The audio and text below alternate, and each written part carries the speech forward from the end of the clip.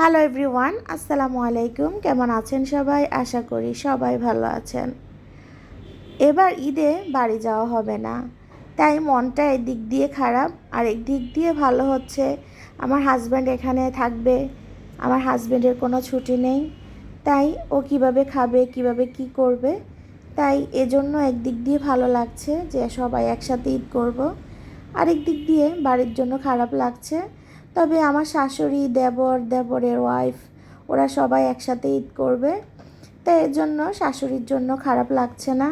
মাকে বলেছিলাম আমাদের সাথে এসে ঈদ করার জন্য, কিন্তু আমার দেবরের ওয়াইফের গুড নিউজ, ও কনসিভ করছে, তাই ওর কাছেই থাকা লাগবে। সেজন্য আমার শাশুড়ি এখন আসবে না। যাক, কি আর করার, এভাবে সবার সবার সুযোগ সুবিধা মতো সবাইকে থাকতে হবে। আপনাদের কার কী অবস্থা? কে কে বাড়িতে যাচ্ছেন সবার সাথে ঈদ করার জন্য, আর কে কে শহরে থাকছেন নিজের জায়গায়? অবশ্যই কমেন্টে বলে যাবেন। কিন্তু এবার চলে এসেছি আমার দুপুরের আয়োজনে। আর প্রথমে যে ভিডিওটা দেখেছেন এটা হচ্ছে আমার গ্রামের ভিডিও, আমার বাবার বাড়ির ভিডিও। সেটা আপনাদের সাথে শেয়ার করলাম, আর একটু কথা বলে নিলাম, কারণ বাবার বাড়িকে খুব মিস করব। কারণ আমার বাড়ি আর বাবার বাড়ি একদম কাছে, তো আমার ভাই বোন সবাই আমরা একসাথে ঈদ করতে পারি। এখন চলে আসলাম আমার দুপুরের আয়োজনে। আমি প্রথমে একটা পাতিল নিয়ে তারপরে সরিষার তেল দিয়ে গরম মশলা দিয়ে দিয়েছি।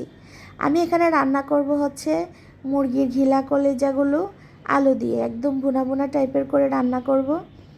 আর দেখা যায় আমি মুরগি যখন রান্না করি তখন এগুলা সাথে দেই না, কারণ আমার বাচ্চারা পরে এভাবে ভুনা ভুনা করে রান্না করে দিলে খেতে খুব পছন্দ করে। আপনাদের ভাইয়া কিন্তু খায় না, আমি আর আমার বাচ্চারা এভাবে খেতে খুব পছন্দ করি। তাই আমরা আমাদের মতো করে রান্না করি, আর আমার হাজব্যান্ডের জন্য অন্য কিছু রান্না করে নিব, কারণ সে এগুলা খাবে না। আর এখন আমি কিন্তু পেঁয়াজ কুচি অনেকগুলো দিয়ে দিয়েছি, তারপর মশলাটাকে কষিয়ে নেব। আর যারা আমার ভিডিও দেখা শুরু করেছেন, প্লিজ প্রতিদিনের মতো বলছি একটা লাইক দিয়ে ভিডিওটা দেখা শুরু করবেন। আর যাদের আমার এই ভিডিওগুলো ভালো লাগে অবশ্যই কমেন্টে বলে যাবেন আমার ডেলি ভ্লগের ভিডিওগুলো আপনাদের কাছে কেমন লাগে। আমার ভিডিওতে ইদানিং ভিউ খুব কম হচ্ছে, জানি না হয়তো আমার ভিডিও আপনাদের কাছে কেমন লাগে, কিন্তু আমি আগের মতো হয়তো সময় দিতে পারছি না। আমি চেষ্টা করব প্রতিনিয়ত আপনাদের সাথে টুকটাক ভিডিও শেয়ার করার জন্য, কারণ আমার বাসায় প্রায় সময় মেহমান থাকে, তাই মেহমানের সামনে ভিডিওগুলো করতে পারি না, কেন জানি আনইজি ফিল হয়। তাই হয়তো আপনাদের সাথে সব কিছু শেয়ার করতে পারছি না, তাই আমার রান্নার ভিডিওগুলোই আপনাদের সাথে শেয়ার করছি।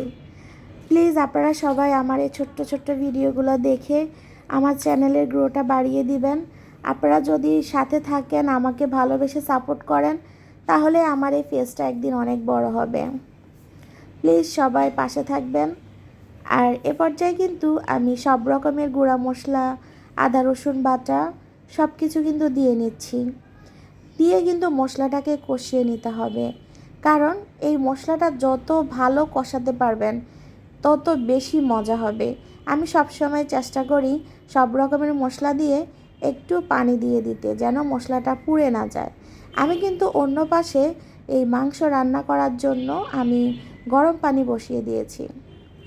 আর যে কোনো সবজিতে বা তরকারিতে, মাংসতে, সবজিতে সবসময় পানি দেওয়ার গরম পানিটা দেওয়ার চেষ্টা করবেন।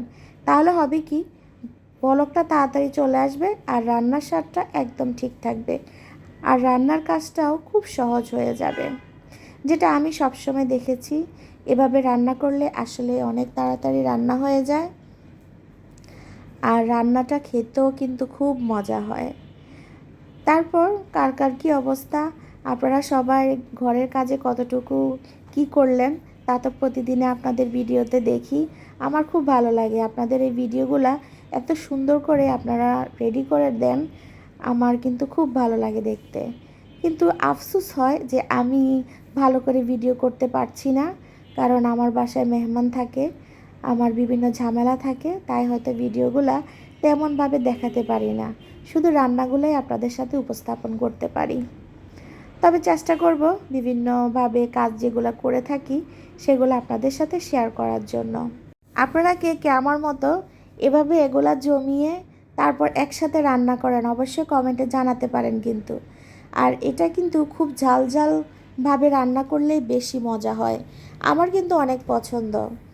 আমি যখনই মুরগি আনে আমি সবগুলা মুরগি কেটে এভাবে এই গিলা কলিজাগুলো রেডি করে রাখি যেন একসাথে রান্না করা যায়।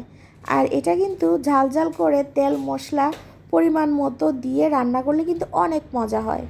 এখানে আমার এগুলো কষানো হয়ে গেছে আর আমি কিন্তু সাথে একটু আলু দিয়ে দিয়েছি ছোট ছোট করে কেটে, কারণ এগুলোর সাথে আলুটা খেতে কিন্তু খুব মজা হয়। আর সন্ধ্যায় কিন্তু আমি ডিম চিতল বানাবো, তাই খুব মজা করে ঝাল ঝাল করে রান্না করছি। আমার বাচ্চারাও ডিম চিতল অনেক পছন্দ করে, আমিও অনেক পছন্দ করি। আজকে পর্যন্তই, ভালো থাকবেন সবাই, আল্লাহ হাফেজ।